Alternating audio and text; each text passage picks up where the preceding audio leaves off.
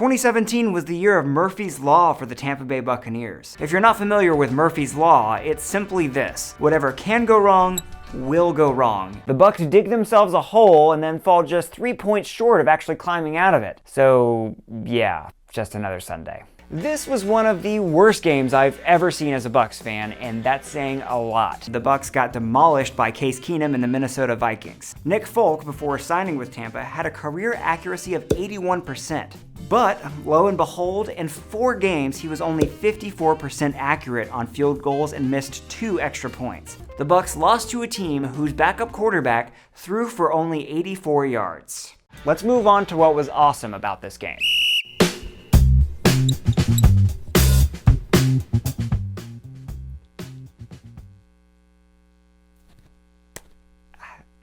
The Bucs are now 1-4 when they get 500 plus yards of total offense. The rest of the NFL entering Sunday's games was 11-3 when they had that many yards. Also, feel free to follow me on social media so you can have direct access to my sadness during games.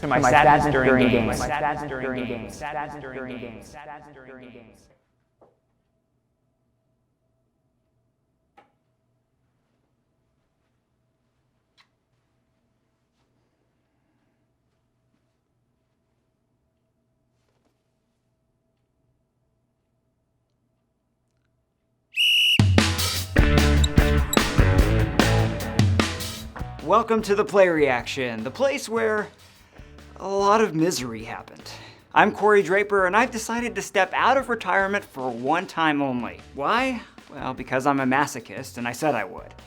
And let's be honest, how can I not make a video on the best Bucs season in 18 years? So yeah, it's yesterday's news, the draft is over, free agency, OTAs, and all that jazz. But after all we've been through, all we've seen as Bucs fans over the last 13 years, I think that it's appropriate that we soak in the 2020 season as much as we can. I think the best way to do that is to tell the whole story. I'm all about context, and I think we must remember what it was like to live through such a unique and incredible season. So, let's relive it, shall we? Buckle up. This is the recap of the Tampa Bay Buccaneers 2020 season.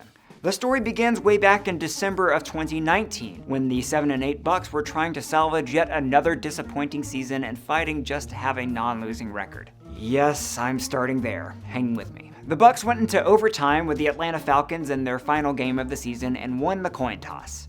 And those of us who were fans before 2020 knew exactly what was going to happen. In fact, like many of you, I tweeted it out before it even happened. Sure enough, on the first pass in overtime, our quarterback, who we have stood up for and defended for 5 years, did exactly what he so often did. He threw a pick six to lose the game and end the season below 500. The poetry of it all was too perfect. This interception sealed a record, making him the only player to ever throw for 30 touchdowns and 30 interceptions in the same season. And not only that, he threw a pick six for his first ever pass as a Buccaneer. It was only fitting that he bookended an up-and-down career in Tampa with another one. The Bucs were then thrown into the offseason with that taste in their mouths. They were forced to make a decision at QB. Do they re-sign the man who set passing records for the franchise and still put up with his propensity for literally throwing the game away? Or do they look through door number 2? Rumors started to swirl about other quarterbacks who might be on the market in the offseason. Guys like Drew Brees, Phillip Rivers, Teddy Bridgewater, Cam Newton, and surprisingly, the greatest quarterback of all time. Impossible. There's no way Tom Brady would leave the team he's won so many championships with for 20 years, right? Brady is New England. But more and more rumors started to spread about the fractured relationship between Brady and Bill Belichick. Then, in late February, Jeff Darlington publicly stated on ESPN that he would be shocked if Brady returned to the Patriots. Well, at this point, I'd be stunned if he returns to New England, to be very blunt about it. Years old, 0%. throwing a football in the cold, going down there, playing in the South, playing with Bruce Arians, pushing the football down the 0% field. chance on what? Why do you say zero Tampa? Because Bruce Arians is a chuck and duck I'll guy. tell you right now, you're wrong on that. There is not a 0% chance about the Bucs. Raise that right now, Dan. Really? Yes. I just don't see it scheme-wise fitting. Like, I think a scheme-wise... Bruce Arians will be like, Tom, take a 12-step drop. We don't care. We'll figure it out. We'll have a cocktail together and it'll all be good. Yeah, exactly. Yeah. Okay, Jeff. Brady leave New England and join the Bucs? Why would he do that? Jeff got blasted for it. I know I scoffed at it myself. But then again, Bruce Arians did come out and say that Tom Brady was a guy they wanted to talk to when he was interviewed at the Combine, so maybe? Sure enough, Brady hit free agency. He was done in New England, and all reports were that it was between Tampa Bay and the LA Chargers? Well, that's it. How can we compete with Hollywood? This is just too good to be true. It's Brett Favre all over again. Our hopes are going to be up, and he's just going to end up choosing another team at the last minute. I was convinced we couldn't have nice things. And then, the impossible happened. Jeff, this is breaking and coming in as we speak, but we are being told that Tom Brady, barring anything unforeseen, is expected to be a Tampa Bay Buccaneer. We got Tom Brady? We got Tom Brady. Breaking news. Rob Gronkowski is a Tampa Bay Buccaneer. No, really. I'm not kidding you. Rob Gronkowski is coming out of retirement, and the Patriots have agreed to terms on a deal that would send him to Tampa to be reunited with Tom Brady. What? Gronk too? That's it. We have all the pieces. We're a complete team. No more additions needed. Leonard Fournette on Twitter, the hashtag #GoBucs, giving everyone a first look at him in his new uniform. Are you bucking serious? Needless to say, the hype was at an all-time high in Tampa. I know I myself had multiple dreams over the summer seeing Tom throw in red and pewter, in our new/old uniforms, no less. Naturally, as a battered and beat-down Bucs fan, most of those dreams were actually nightmares, and the Bucs still ended up looking like garbage and embarrassed themselves. But man, the anticipation was real. The only thing that could destroy this hope would be a global catastrophe canceling the season. Yeah, and that almost happened. 2020 was completely devoid of any type of offseason training and workouts thanks to COVID-19. Once Brady joined the team, he organized unofficial practice sessions at a local prep school. People naturally criticized the decision at the time, but it was literally the only way he'd be able to meet his teammates and practice until just before the season started. Because of COVID precautions, we had no OTAs, no mini camps, no preseason games. Workouts didn't even begin until late July, and there were 0 padded practices until mid-August. With a brand new QB in a brand new location who has to learn a brand new system after running the same offense for 20 years, it looked like the odds were going to be stacked against us. Shoot, in his first few weeks in Tampa, Brady got caught working out in a closed park and accidentally walked into a stranger's house. Acclimation takes some time. After all that weirdness, the regular season was still a full go, and on September 13th, 2020, the Tampa Bay era began in New Orleans, and it began with a bang. 3 tight ends in the ball game. Brady's going to keep and take it in for the touchdown.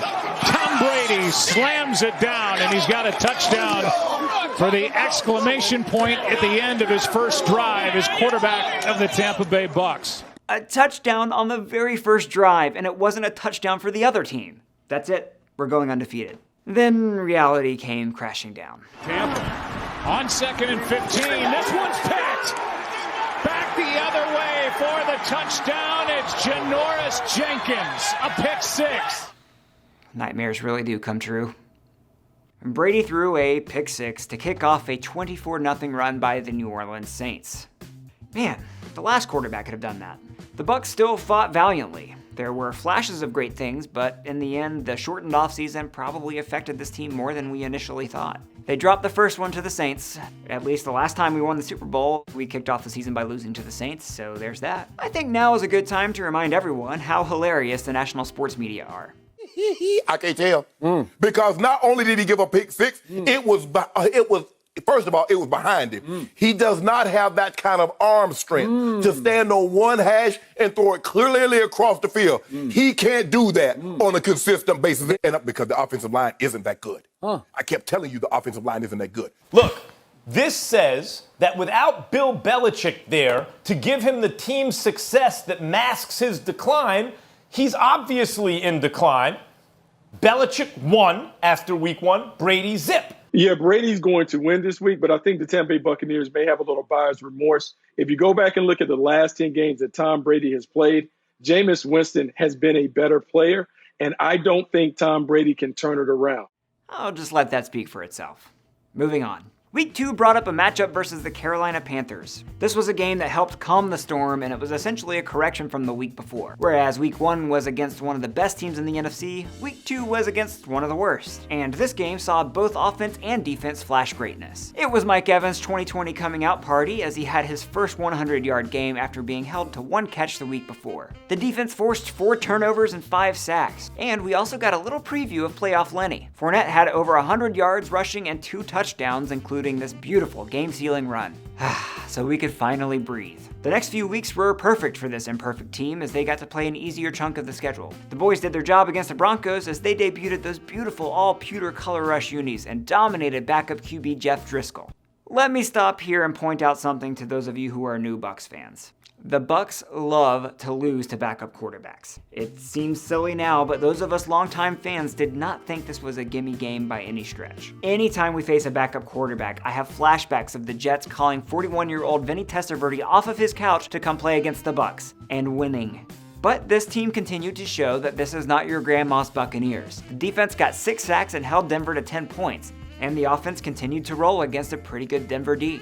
Moving on to Week 4, where the Bucs played another AFC West team and the runner-up in the Brady sweepstakes, the LA Chargers, led by rookie Justin Herbert. Let me stop here and point something out to those of you who are new Bucs fans. The Bucs love to lose to rookie quarterbacks, and considering how Herbert wouldn't have started had the LA training staff not tried to murder Tyrod Taylor by puncturing his lung on a routine procedure, he was technically a rookie backup. So this is exactly the kind of game the Bucs love to lose. And, well, they almost did. While the old Bucs would make a backup rookie QB look like Joe Montana, this team made a backup rookie QB look like Tom Brady. Herbert ended up completing 20 of 25 passes for almost 300 yards, throwing to guys off the practice squad like Jalen Guyton and Tyron Johnson. Meanwhile, Tampa's offense could not get it together early, and Brady threw another pick 6. Ryan Suckup even missed a field goal. Let me stop here and point out to those of you who are new Bucs fans. The Bucs love to miss field goals. Anytime it happens, we all get a twitch in our eye and Roberto Aguayo's face lives rent-free in our heads. Thankfully, Suckup ended up having one of the most successful seasons as a kicker in franchise history. This was just one of those days. The turning point in the game came right before halftime when the Chargers decided to run the ball instead of kneeling to run out the clock deep in their own territory. As many teams would find out this year, you do not give the ball to Tom Brady right before halftime. The first 3 weeks of the season, this is a 3rd and goal. Brady. Tosses. Touchdown! Mike Evans! After that, things started clicking. Scotty Miller showed up big and looked like he was the player in sync with Brady the most early in the season.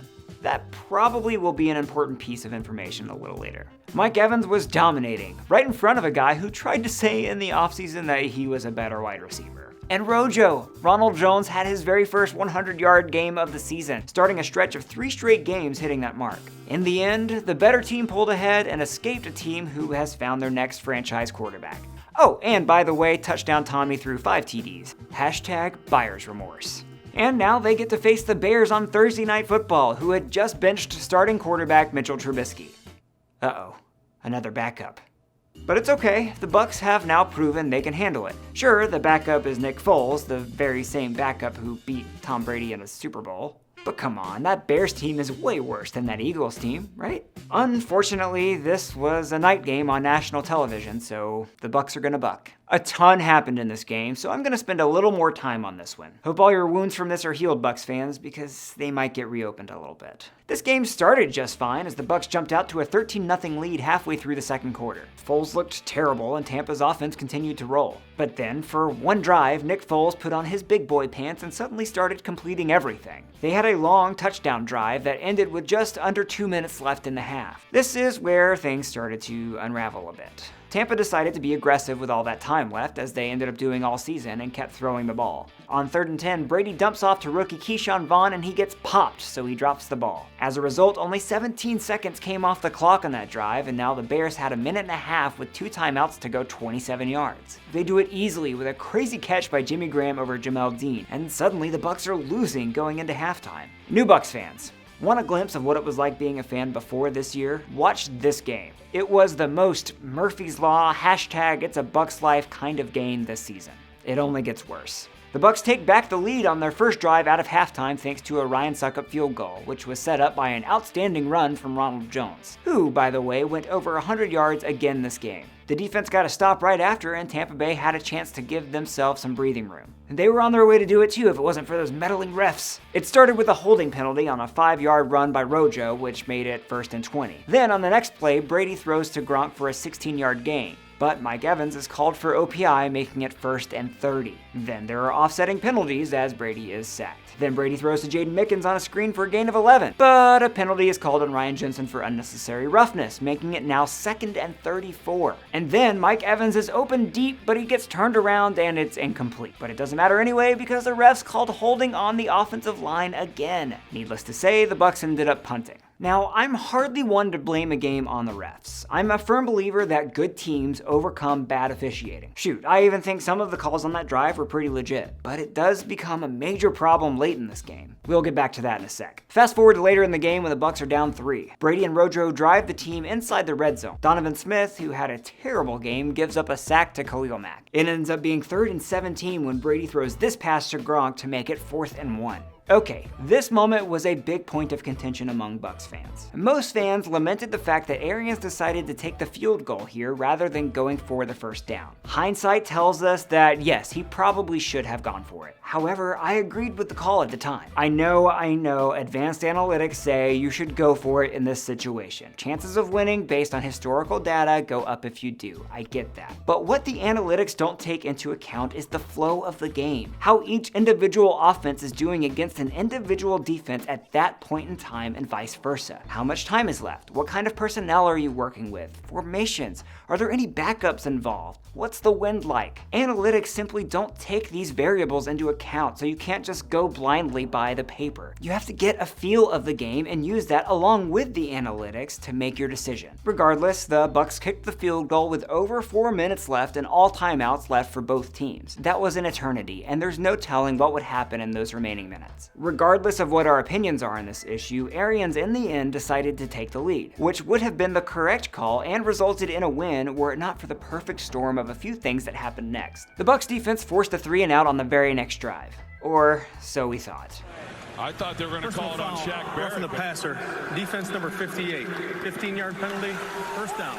This would turn out to be the most crucial moment of the game. Everybody knew that this was a BS penalty. Had it gone the way it should have, Tampa Bay may have been able to get the ball back with great field position with a chance to score again and run out the clock. Instead, the Bears got a fresh set of downs. The Bucs defense made another stop and forced a punt, but now the field was flipped. Instead of taking over at midfield, the Bucs had to start deep in their own territory. This is where, had the offense done their job and burned some clock while potentially getting some insurance points, Tampa Bay could have sealed the victory. Instead, they went 3-and-out themselves, burning only 27 seconds off the clock. Now, that right there was the most egregious mistake by the Bucs, not kicking the field goal. They decided to run the ball once for a loss and then threw 2 incomplete passes. Horrible clock management and play calling.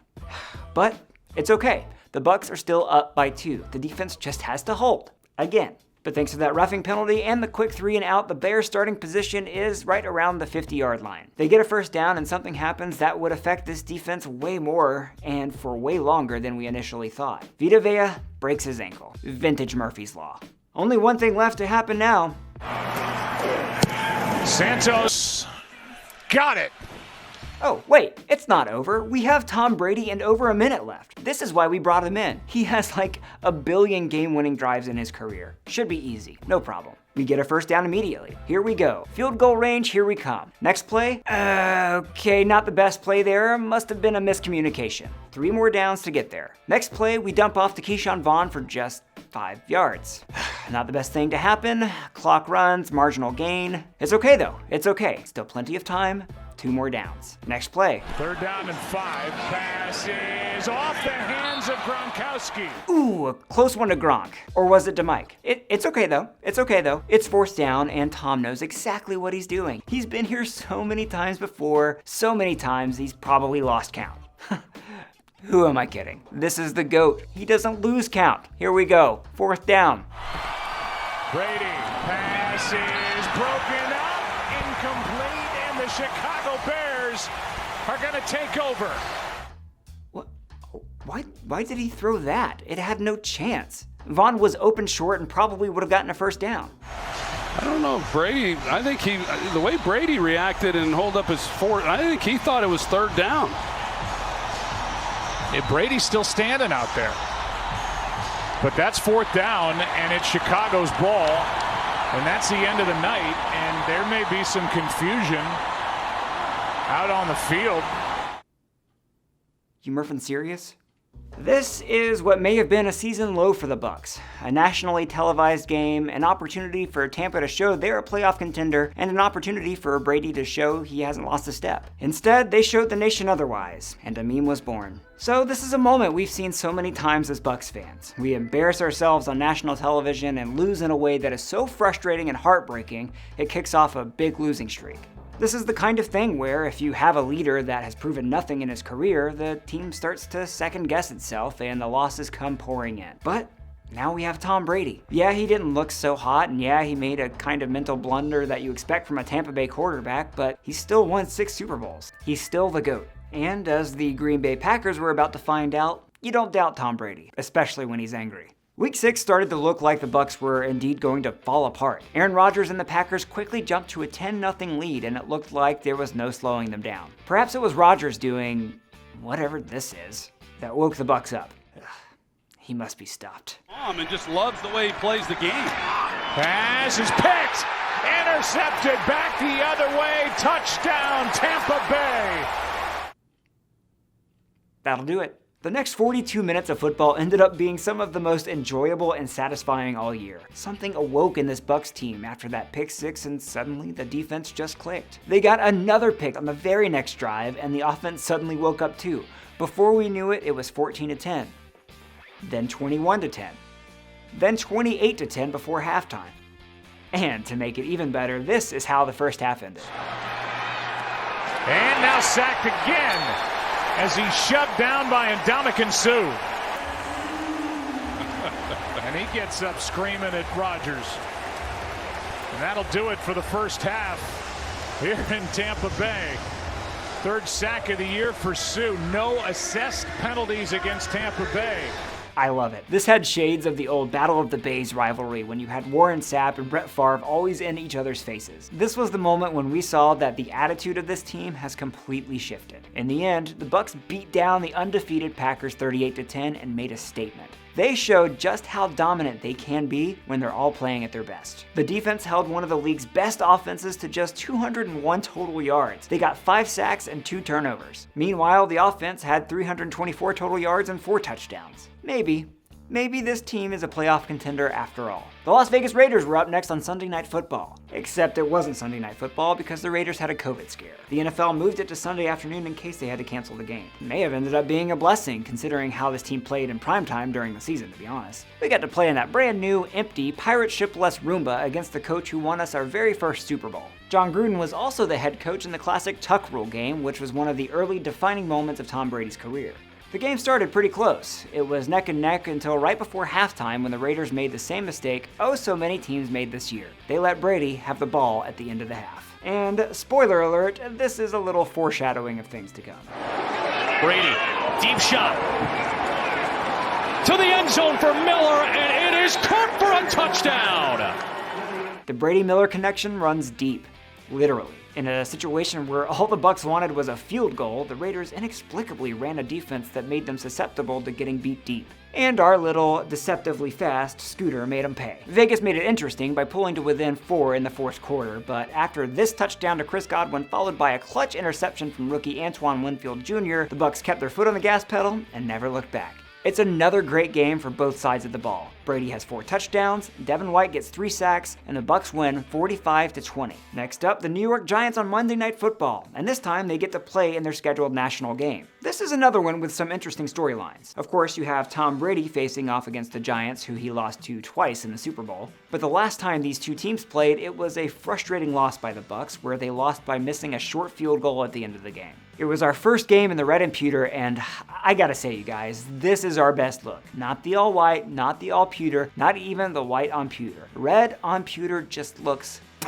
Unfortunately, the product on the field did not quite reflect that. The 1-6 Giants held Tampa Bay without a touchdown in the first half and led 14-6. The offense just looked flat and could not get it together. Maybe it's because it was a national game, maybe it was because Chris Godwin was hurt and Jaden Mickens was suddenly wide receiver 1, or maybe it was because Steve Levy kept calling us the Patriots. But for whatever reason, it took until late in the third quarter before the offense could score a touchdown. Thankfully, the defense kept them in the game, and after a pick from Sean Murphy-Bunting, the Bucs were able to score their second touchdown on this sweet catch from Mike Evans. Even still, the Giants hung in the game and had a drive at the end that was super frustrating. The Bucs had Daniel Jones dead to rights on 4th and 5, and he was able to complete this crazy pass and convert. After that, the Bucs suddenly couldn't get any pressure on the guy and allowed the Giants to drive the field and score with 20 seconds left. Okay, here's where the ghosts of Bucs past come to haunt us once again. Are we really about to blow this game to a 1-win team? It all came down to stopping them on the 2-point conversion.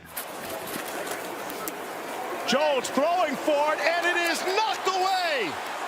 Dion Lewis and Antoine Winfield contact. There's a flag in the end zone. Of course, we get a stop and a flag was thrown. But the refs got together and discussed it and picked up the flag. Okay. This ended up being a little bit of a controversy. It was a bang-bang play, and while it looked like Antoine Winfield hit him early in real time, the ball was thrown behind Dion Lewis, so he had to make a move backwards towards Winfield. In the end, it was simultaneous and the refs got it right. I am in no way biased about this. Next up, it's the revenge game against the New Orleans Saints, and we are all kinds of confident. The Bucs are 6-2 at this point, they're at home this time, and this team has had 8 weeks worth of games to get into a rhythm. Week 1 was an aberration. It was Brady's first game, but now, there's no excuse. Plus, Tampa Bay just signed Antonio Brown. We now have one of the best wide receivers of the last decade. Lock it in. There's no way the Bucs look as bad as they did in week 1. Well, no, they didn't. They looked worse. Way worse. Man, I don't even want to talk about this game. This was one of those perfect storm, crap hitting the fan, when it rains it pours, Tampa Bay Buccaneers kind of losses. But it's important to look back on this game because I think a lot of us remember it differently, and honestly, it could be a lesson that things aren't always as they seem. Like, the narrative was that this defense has lost it and it couldn't stop anyone, and they were the reason they lost because Tampa was down big early. But that's not exactly what happened. The Bucs started the game on offense and went 3 and out. The Saints then drove the field and scored a touchdown. Then the Bucs went 3 and out. The Saints then had another long drive, but the defense forced a fumble inside the 5. And the Bucs went 3 and out. Then Saints touchdown. Then Bucs 3 and out. Then Saints touchdown. Then the Bucs throw an interception in their own territory. Then Saints touchdown.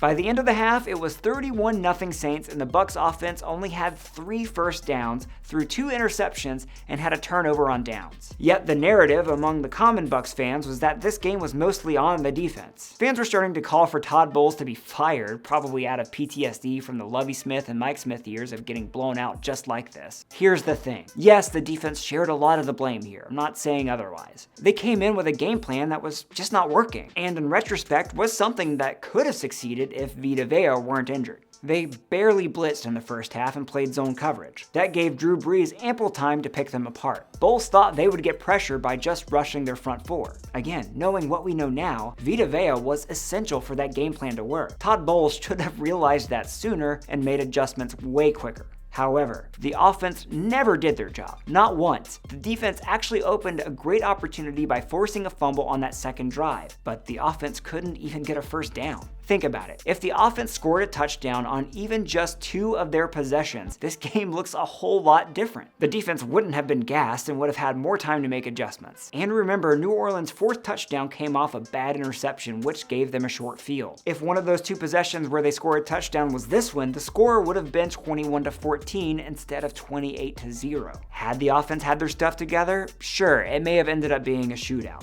But keep in mind that this defense only gave up 30 points or more twice the entire season all the way through the Super Bowl, including this game. I'm willing to bet that if the offense wasn't so inept in this game, the Saints wouldn't have ended up scoring more than 30, and the Bucs would have had a great shot to win. But in the end, the offense didn't score until 6 minutes were left in the game, and the final score was 38-3. The aftermath of this game was pretty brutal. We battered and beaten Bucs fans thought that when we signed Brady, we would finally be done with the blowout losses like this one. It also started a 4-game stretch that would be the worst of the season. The next game was the Panthers again, and the defense started off slow. Coming off a week of hot takes that incorrectly put the Saints' loss solely on the defense's shoulders, Twitter was naturally ablaze of fans trashing the Bucs defense after they gave gave up 17 points to Carolina. But unlike the Saints game, the offense did their job. They kept scoring in the first half too, giving the defense time to make adjustments and lock it down. They only gave up 6 more points the rest of the game. And I'd be remiss if I didn't show this highlight from Ronald Jones. Ronald Jones will get it. Big hole. Jones gets by. Ronald Jones may go all the way. Being chased from behind. Does Jones have enough? Still on his feet. Ronald Jones, 98-yard touchdown. In the end, the Bucs demolished the Panthers 46-23. So okay, this game wasn't so bad. The next two, however... First, we faced the Rams on Monday Night Football. These two teams have a history of close games on Monday night, and unfortunately, as mentioned before, the Bucs have a history of wetting the bed on national television. It was a close game all the way through, and included this touchdown where Mike Evans reminded everyone that he is a grown man. Then, near the end of the game, Chris Godwin reminded everyone he is also a grown man. The Rams score a field goal right after that with former Bucs draft pick Matt Gay because Bucs. But there's plenty of time left on the clock, and the GOAT once again has the opportunity to lead the Bucs on a game-winning drive in front of a national audience. And once again, he makes a Jameis Winston-like decision, leaving Bucs fans with that familiar mixture of feelings that include bewilderment and confirmation of futility. This is the way. This was a game that was frustrating on many points, but I think one big glaring point that was unavoidable after this was that the defense has been struggling to get any kind of pressure without Vita Vea, and teams were catching on. Jared Goff threw 51 passes that game. You almost never see that in games that are as close as this one was. The reason is because LA's coach, Sean McVay, who is younger than me by the way, still gets me. What am I even doing with my life? McVay saw the league's best rushing defense and said, you know what? We're just not going to run the ball at all. We're not even going to try. Instead, we're going to throw quick screens and short passes since we know they can't get immediate pressure. The result? Goff threw for 376 yards and 3 touchdowns and wasn't sacked at all. Keep in mind that this was a quarterback who the Rams decided at the end of the season wasn't good enough and traded him away. This was a glaring hole in the Bucs defense that needed to be fixed fast. And they eventually did, but it was going to get worse before it got better. Next up was the defending champion Kansas City Chiefs. Yeah, we have to talk about it. You probably remember this game as the one where Tyreek Hill just exposed and dominated the defense and embarrassed us all.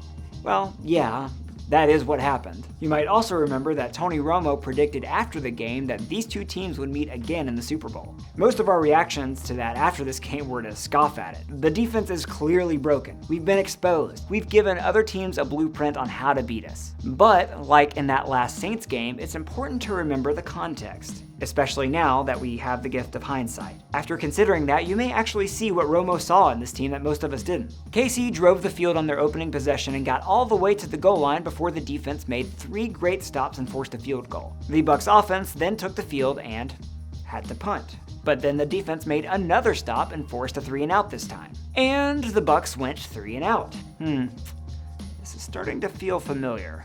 Kansas City then doesn't miss, and Patrick Mahomes throws a deep ball to Tyreek Hill, who then proceeds to do this to Antoine Winfield Jr. on the way to the end zone. Let's stick that one in our pocket for now. So it's 10-0 now, and the Bucs go 3-and-out. Then this happens. 3rd and 1 for this team. Down the field, who else? Hill at the 10, cut back, touchdown. Touchdown and a leap.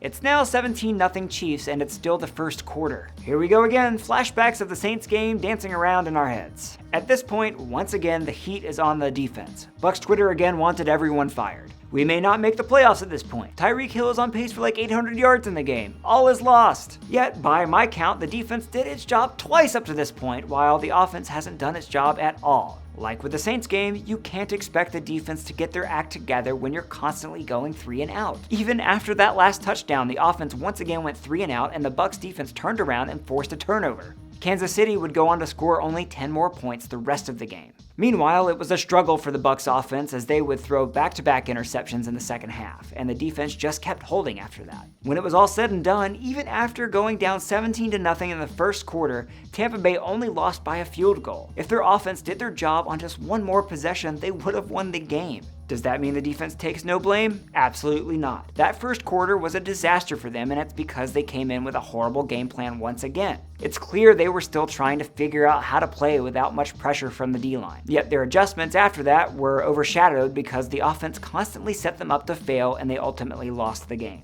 But it was those adjustments that I think prompted Tony Romo to say this. Do you want me to make a slight guess here? I think there's a better than good chance. I don't know what even that percentage is that these two are going to be here in Tampa. Wow. Today's the Both first sides time. of it. I thought Tampa Bay had a very uphill battle to climb. Now I think they're in the discussion after they evolved this offense today as the game was unfolding and Brady was getting upset. Again, Bucs fans scoffed at this, but Romo saw that this defense had figured it out and knew that the offense was also on its way. I think he knew what we had here and that we were very close to something special. They all just needed time to figure things out, and probably more time than we thought. The defense actually showed signs of getting there first in this game. The offense was soon to follow. Coming out of the bye week, the 7-5 Bucs now face the Minnesota Vikings. This was the now or never game in a lot of Bucs fans' minds. They had 2 weeks to fix whatever was broken and make a playoff run. Unfortunately, the offense still came out flat and Brady made some weird misses. It even led Trevor Sikkema, a longtime Bucs fan and former beat writer for Pewter Report, to tweet that Brady is broken. Honestly, we all felt it at the time. This was the game out of the bye. This was the game that the team was supposed to have it all together, and we have throws like that one? But Trevor thankfully fell on the sword for Bucs fans everywhere by working his jinx magic and sending that tweet. Because on the very next drive, this happened. First snap in Vikings territory for Tampa Bay. Brady all day, downfield. Touchdown, Scotty Miller. Trevor, on behalf of Bucs Nation, thank you for moving out of Tampa and thank you for sending this tweet. Your sacrifice will be legend. From there on, it was all Bucs. The defense was still giving up a high completion percentage, but they were finally getting pressure again. Dan Bailey helped keep us in the game by missing 3 field goals and an extra point. Imagine having a bad kicker. Wonder what that's like.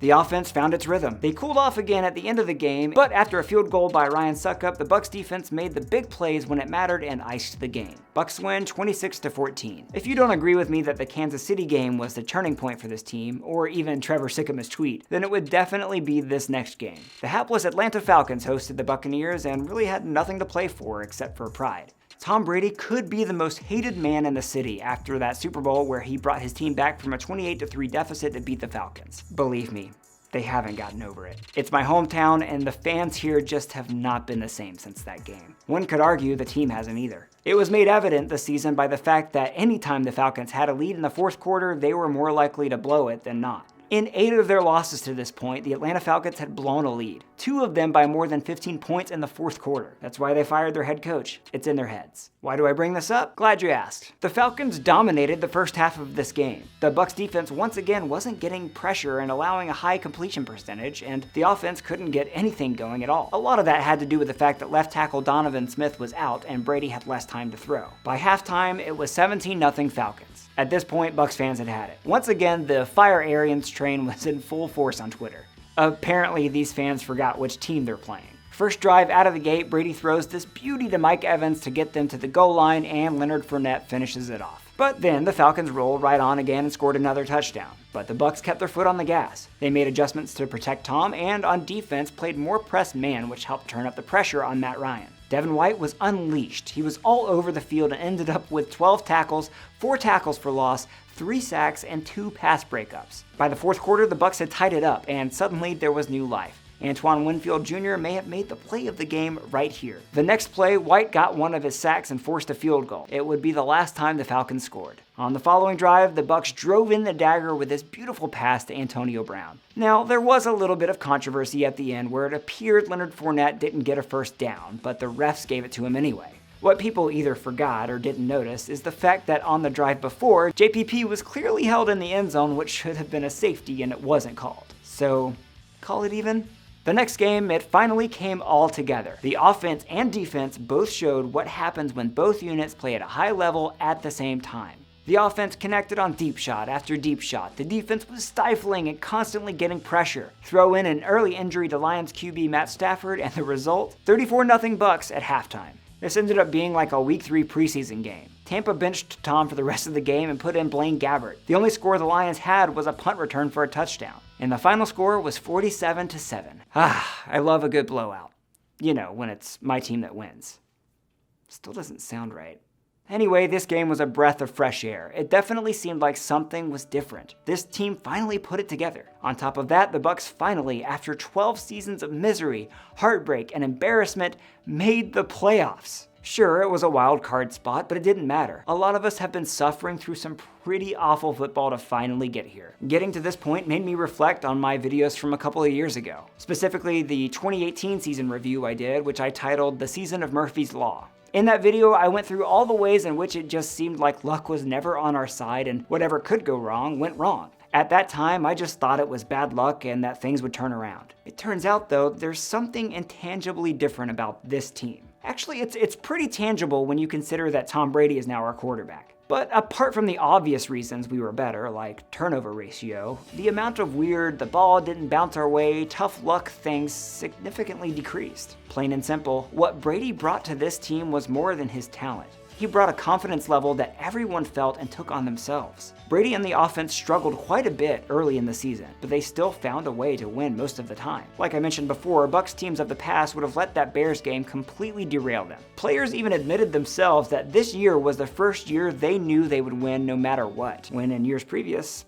they weren't so sure. That's the Brady effect. The final game of the season had the Bucs playing the Falcons for the second time in 3 weeks, and this one wasn't as exciting as the first one. While the Falcons fought well and even almost mounted a comeback of their own, the Bucs were just better and handled this game the entire way. There was excitement early in this game, however, that came by way of Mike Evans, both in a good way and a bad way.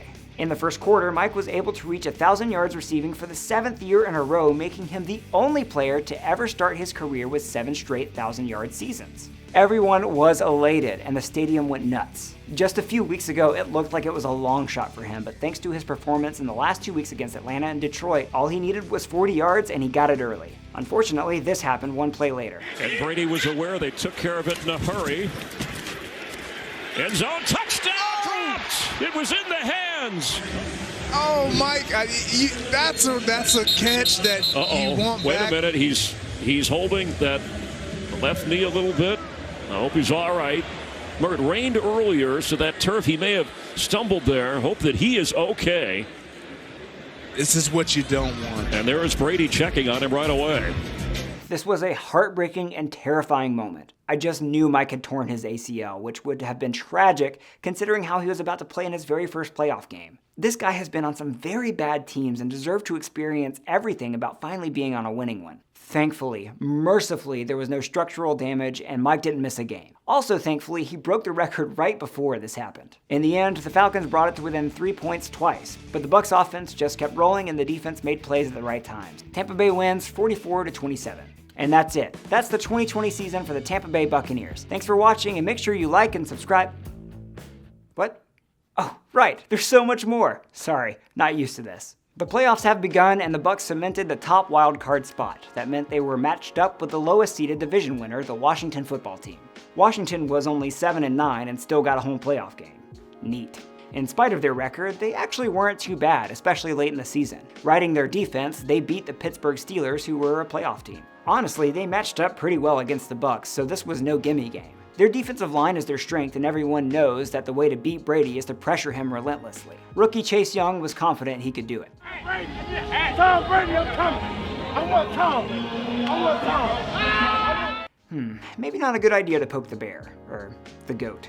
Honestly, this got a ton of play in the media and was kind of overblown. Of course, a true competitor like Young wants the chance to sack Brady in the playoffs. I would love it if I had a whole D-line full of guys with that attitude. Anyway, be careful what you ask for, Chase. One more important note about this game, it was a question mark most of the week whether Washington would play starter Alex Smith at quarterback because of a calf strain. This was a problem because Alex Smith, who is old and fresh off an injury where he almost lost his leg, is a very different quarterback than his backup Taylor Heineke, who is young and mobile. Late in the week, Washington announced that indeed Heineke would get the start. Remember what I said about the Bucs and playing backup quarterbacks? Tampa now had to play a very unfamiliar player whose style was very different and had not put up a lot of tape in this offense. The Bucs defense kind of had to go in blind. The game started out well as Tampa Bay jumped out to a 9-0 lead, but Heineke's elusiveness and accurate throws under pressure kept Washington in it. They brought it to within 1 score after halftime, and then another huge fumble by rookie Keyshawn Vaughn gave Washington some fire. Heineke had some huge plays, including this run on 2nd and long, which was then followed by this run inside the 10, which brought Washington to within 2 after a failed 2-point conversion. The Bucs offense then scored 10 unanswered points to put an end to all our worries. Well, most of them. Washington kept the pressure on by scoring a touchdown with just over 4 minutes left in the game. Tampa could only muster a field goal after that, which kept Washington within 1 score of tying it up with just under 3 minutes left. And at this point, all of Tampa just knew that the Bucs would buck this up. But then, at midfield, a perfectly timed blitz call by Todd Bowles led to a huge sack by the most underrated player in the NFL, Lavonte David. That made it 4th and long, and the defense did their job. Victory formation. The Bucs win their first playoff game in 18 years. I'm gonna be honest, at this point I told friends and family that this was all I wanted. Any wins after this would just be gravy, and that if we lost, I'd still be happy. But our next opponent was the New Orleans Saints. Yeah, the same Saints who pummeled the Bucs twice this year, and the last time was...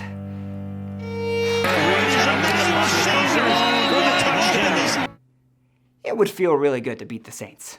And the odds were stacked against us. It was going to be Drew Brees' last season, his last chance to get another ring, and the game was in New Orleans. If we win this game, in my mind, there's no stopping us. And you know, honestly, I actually had a good feeling about this game.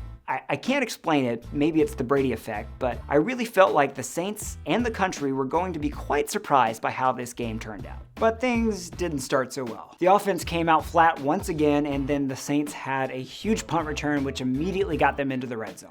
A couple of plays and a dumb penalty later, and the Saints had the ball at the 5-yard line, but the defense miraculously holds them to a field goal. Okay. Now the offense just needs to get it to get 3 and out. Goes wide open, and then they get caught. Sanders for the touchdown. Cool. Saints again drive the field, but the Bucs defense again comes through and holds them to a field goal. Well, the good news is that the last game was at 14-0 at this point as opposed to 6-0. Come on, offense. The next drive was better as the offense drove the field. It took a 4th and short conversion in their own territory to get it done, and in the end the Bucs got a field goal to make it 6-3. At this point, some criticized the coaching staff for being willing to go for it on 4th in their own territory, but not when it was 4th and 2 inside the 10. That's a valid complaint, and I certainly would love to see the Bucs be more aggressive there. But if I may play devil's advocate here, when you keep in mind the factors that numbers and analytics don't measure, you can kind of see the line of thinking here. For one, the 4th down conversion was 4th and inches as opposed to 4th and 2. Those 2 big yards make a difference. Second, the decision to go for it there was necessary from a momentum standpoint. The offense kept sputtering out and once again leaving the defense out to dry. The short distance plus the breath of fresh air you give to the team by converting made that an easy decision.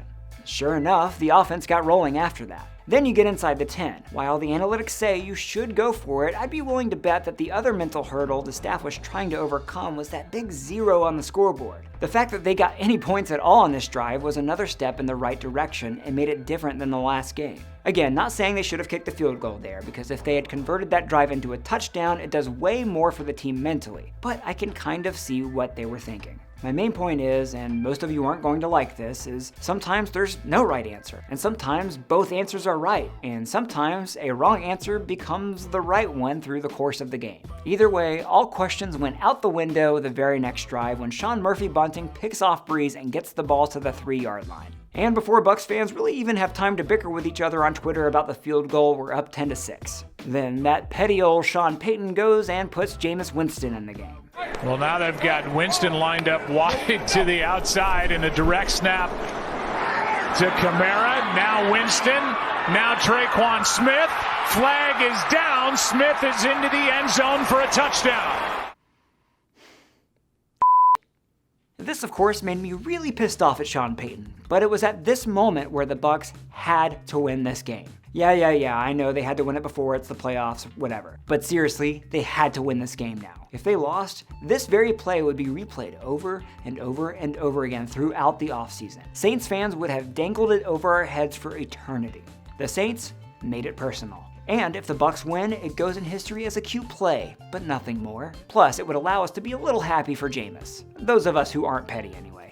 So here we go. It's third quarter and the Bucs are now down by a touchdown. Saints have the ball and are rolling again. They dump off to Jared Cook, who killed the Bucs last game, and Antoine Winfield Jr. comes through with a huge fumble forced, and Devin White picks it up and runs. Another big turnover and another one that the Tampa Bay offense converts into a touchdown with a toss to play off Lenny. The defense holds again the next drive, and the Bucs offense starts to roll again with two huge plays from backup receivers. The first of which is this ridiculous third down catch from my personal 2020 draft crush, Tyler Johnson.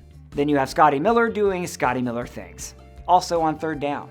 This all led to just a field goal, but now the Bucs have the lead. They just have to keep on grinding on defense. Sure enough, Devin White picks off Brees on the very next drive. What a dagger to the Saints. Brady and the Bucs offense drive it in further by converting another takeaway into a touchdown.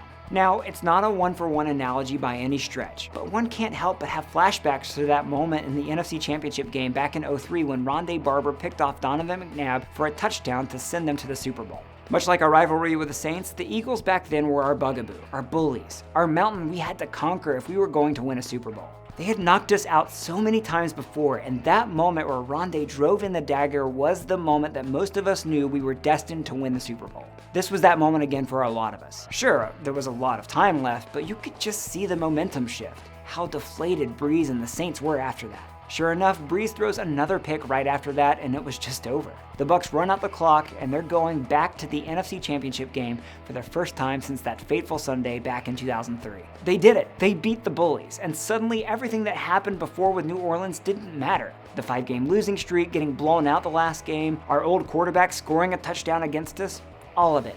Poof.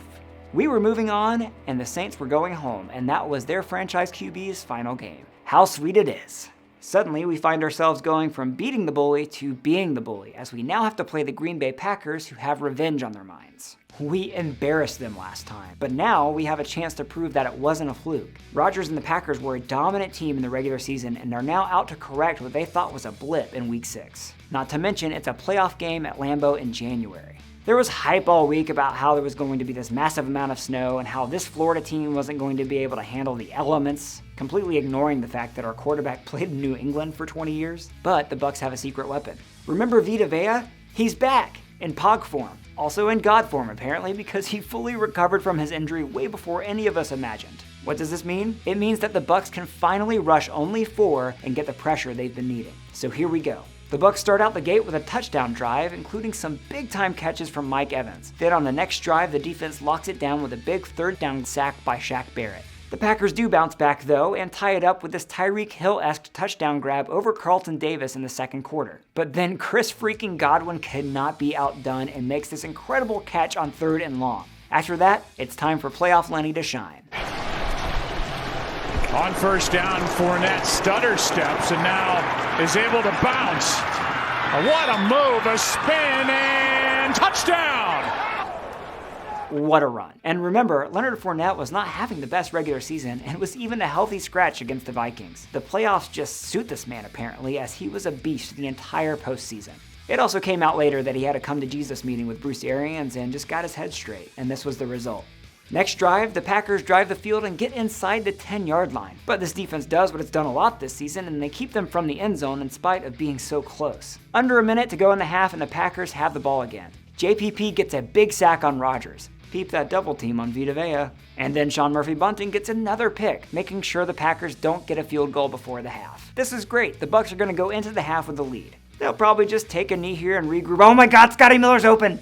Green Bay stupidly doesn't play prevent and lets Scooter get by. Suddenly, it's 21-10 at the half. At this point, I was suddenly reminded of all those times Tampa Bay would have the ball at the end of the first half under Lovie Smith, and he would just take knees without even trying to get a field goal, even in spite of having all their timeouts. This is what can happen when you keep your foot on the gas. Before this play, the Bucs even had to convert a 4th and 3 to get there. That's a winning mentality. And as it turned out, the Bucs would need those points. Coming right out of the half, this defense still was out for blood. Jordan Whitehead forces a fumble, and Devin White again is Johnny on the spot, which sets up an easy touchdown from Brady to Brate. But the Packers aren't rolling over like the last game. They come back with a long touchdown drive of their own, which is then followed by this interception from Brady. Suddenly, the momentum is starting to shift a little bit. Sure enough, Green Bay drive the field and score again, and suddenly that play at the end of the first half seems a lot bigger. This is where the offense needs to keep scoring. A field goal, anything. But instead, Brady sails this throw just a bit and it barely tips Mike's fingers and lands into a Packer's hands. Woof. Suddenly, visions of recent years are creeping back into our heads again. I don't mean to sound like a broken record, but past Bucs teams would completely crumble here. But look at that four-man pressure. The defense gets a third down sack and the Packers come up empty. Okay, here we go. Must score here. Make it a long drive, burn some clock, get a field goal. What in the Jameis H. Winston was that? Third straight pick targeting Mike Evans, and that one was not Tom Brady-like.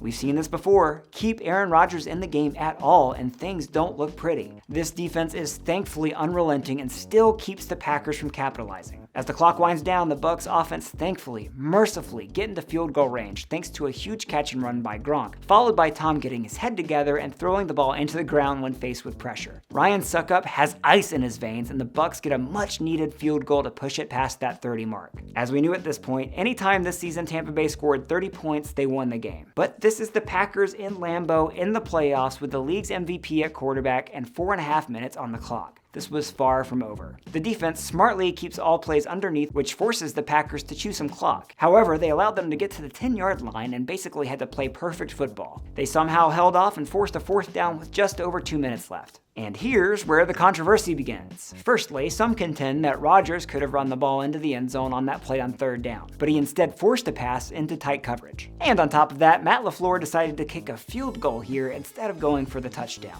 Here we go again. So like I mentioned before, this goes beyond what analytics tells you. One needs to consider all factors of this particular game when deciding what to do. Maybe LaFleur thought about the fact that his defense held the Bucs to just 3 points over the last 4 possessions. And more than that, the one touchdown Tampa had the whole half was off a fumble deep in the Packers' territory. Maybe he was also considering the fact that he had 3 timeouts plus the 2-minute warning, so it was very possible to get the ball back with enough time to score again. But here's the thing. No matter what, if Green Bay gets the ball back, they have to score a touchdown. If they didn't convert on fourth down, they would have to get the ball back and score a touchdown. If they kicked a field goal, they would have to get the ball back and score a touchdown. Mathematically, 3 points here just doesn't make a whole lot of difference for you. If you go for a touchdown and miss, Tampa Bay has all the pressure deep in their own territory to run the clock. If you score a touchdown and miss a 2-point conversion, suddenly on your next possession, all you need is a field goal. Really, no matter how you shake it, taking 3 points here was not the right call. It was playing scared. And as we've seen over the 20+ years of Tom Brady's career, if you do that, he makes you pay. And Matt LaFleur didn't think about that. Unfortunately, that's not the only controversy from this game. On a crucial third down, Brady throws a pass to Tyler Johnson and a late flag is thrown. The call is pass interference on Kevin King. Green Bay fans were up in arms. Social media was flooded with angry people claiming that the ball was uncatchable and therefore shouldn't have been a penalty. So, let's look at the replay. I'm pretty sure a defender is not supposed to grab and hold the receiver's jersey while the ball is in the air. The ball was uncatchable because the corner slowed Tyler Johnson's progress. And even if it was an uncatchable ball and shouldn't have been pass interference, it definitely is defensive holding, which also would have given the Bucs an automatic first down. Sorry, Packers fans, no matter how you slice it, the outcome is the same. The only gripe about this call I've heard that is even a little bit legitimate is the fact that this entire game was one where the refs were not calling blatant penalties. I could see being upset at choosing this moment to finally throw a flag here. But let me ask you this. Let's say you're on the highway going 15 over the speed limit, but you're going with the flow of traffic. And let's say a cop chooses you as the one he pulls over and gives a ticket to. Are you going to go to court and plead to the judge that a bunch of other cars before you were also speeding and that's why you don't deserve the ticket? What did your parents tell you when you told them that so-and-so started it or so-and-so did it first? What do you tell your kids? Just because everyone else is doing it, that doesn't make it right for you to do it too. Just because others got away with committing the crime, it doesn't absolve you from the consequences of your actions. A penalty is a penalty. If Kevin King doesn't pull Tyler Johnson's jersey, the Bucs wouldn't have been awarded a first down. Also, if Kevin King doesn't underestimate Scotty Miller, the whole game is completely different. So, Packers fans, maybe you should direct your anger at the real reason you lost. Just a thought.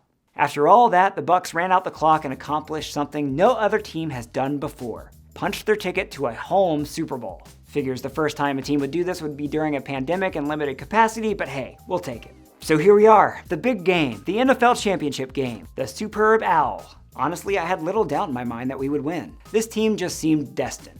Yes, the last time we played the Chiefs, it was a train wreck in the first quarter, but it was clear this team figured something out during that game and we're not going to let Tyreek Hill throw deuces on them again. Leading up to this game, the national media could not get over their love fest of the young hotshot Patrick Mahomes. I get it, the dude is unreal, but the obsession got a little out of control. People thought he was just going to walk in with 2 backup offensive linemen and just get into this massive shootout with the Bucs, completely ignoring the fact that Tampa only gave up 30 points twice this year. Some were even calling this the game of 2 GOATs, which is asinine on many levels. For one, you can't have 2 greatest of all time. That goes against the definition of greatest. Second, pump the brakes. Yeesh. Mahomes has 1 ring, and they're putting him on the same level as Tom freaking Brady. It's time for a team to bring everyone back down to earth a little bit.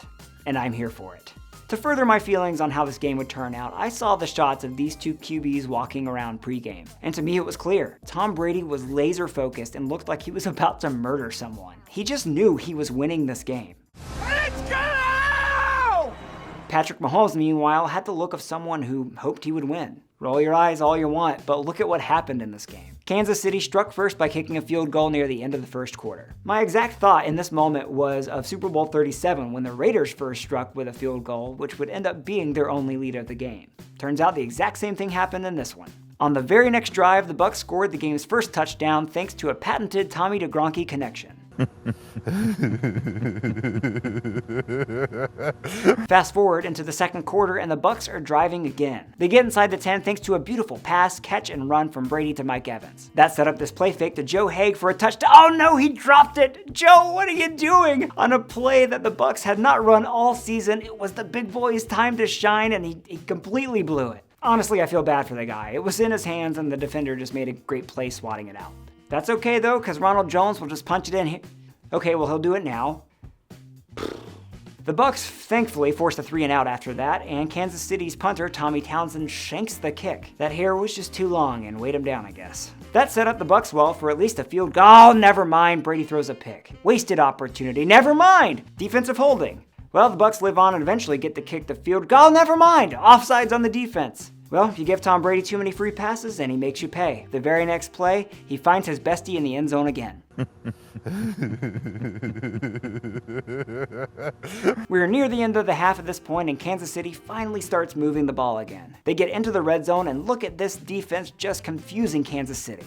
Mahomes has to run for his life and throw it away. They get their second field goal. But here's the problem. They left time on the clock before the half. If you've watched the whole video this far, I think you know what's coming next. With just over 20 seconds to go, Brady throws it deep to Evans, but the defender trips him up, which earned a nice PI penalty. After that, the Chiefs defense plays it conservative and Brady tosses it to playoff Lenny, who gets it inside the 10, and the Bucs use a timeout. Brady then throws to Evans and he again draws a pass interference flag. After that, Brady throws it short to Antonio Brown for a touchdown. The funny thing about this play is AB apparently ran the wrong route. He was supposed to cut it outside, but improvised and Brady saw it last second and still trusted him to catch it. I don't know what he ran, but he got open. There's a reason Tom lobbied to get AB here. They just get each other. After that, 4-man pressure works its magic again and Lavonte David shuts down Kelsey. Another field goal. So now the Bucs have a chance to just run away with things, and who better to do that than Lombardi Lenny. Fournette! Touchdown! It's now looking great for Tampa Bay, but believe me, at no point do I or any Bucs fan feel safe with Patrick Mahomes on the other end. But still, this defense was just relentless. They just kept getting pressure on Mahomes and the Chiefs did nothing to help him. That leads to a crushing interception by rookie phenom Antoine Winfield Jr. thanks to a tip by Mike Edwards. That leads to more points for the Pewter Pirates. You have to give credit to Mahomes and the Chiefs though. It can't be understated how well he played in spite of having guys in his face. On the very next drive, he evades pressure and throws that same patented Winston chuck and duck football and nearly scores. And then it happened again on the very next play as he threw a laser while parallel to the ground. Insanity how accurate this kid is. So you can see the reason behind the media obsession. If his receivers make some key catches, this may have been a different ballgame. But still, how about we wait a couple of decades before saying he's automatically on the same plane as Tom Brady, okay? Fast forward to 4 minutes left in the game, and by this point, the Chiefs O-line just stands up and lets defenders by on just about every play. They get to 4th and 10, and Mahomes chucks another desperation ball towards Tyreek Hill, and... incomplete, and Tampa Bay makes another stop. Remember when I went over the last Chiefs game and I told you to stick this play in your pocket? Well, if you don't remember, Antoine Winfield Jr. certainly did. Winfield gave us what was probably the most iconic moment of the game and certainly one of the most famous images which will go down in Bucs lore forever. Winfield expressed exactly what we were all feeling in this moment. We were so embarrassed the last time we played the Chiefs, and because of that, so few people gave this team a chance. You better believe the secondary remembered that first game, and you better believe they used it as motivation for their dominant performance on the biggest stage. And to cap it all off, Devin White drives in the final nail by picking off Mahomes in the end zone, and the Tampa Bay Buccaneers are Super Bowl champions for the second time in franchise history. Wow. Even now, it's still hard to believe. If you're not a Bucs fan, it's hard to describe to you the enormity of all of this, given what we've been through the last 12 years. Really, the last 18. This is one of the losingest franchises in all of professional sports, so we're either at the lowest of lows or the highest of highs. For one, I am so thankful to finally have this feeling again, and to be able to share it with so many others. Special shout out to all of you who subscribed and watched my videos when this team was a laughingstock. So soak it all in, Bucs fans. The games, the plays, the boat parade, the Lombardi toss, the drunk Brady, and getting to cash in on those receipts of all the doubters. When the playoffs come, the Tampa Bay Buccaneers will go get ran. They're going to get routed. Buy all the memorabilia and remember all you can about this season. Because, take it from me, no matter how magical the year was, no matter how stacked this team looks, and no matter how bright the future seems, you never know when you'll be back here. And you never know just how hard the road will be to get there again. Thanks for watching, everyone, and while I don't really make videos anymore, I'm still very active on Twitter, so make sure you follow me there and we can experience the 21 season and beyond together. Go Bucs.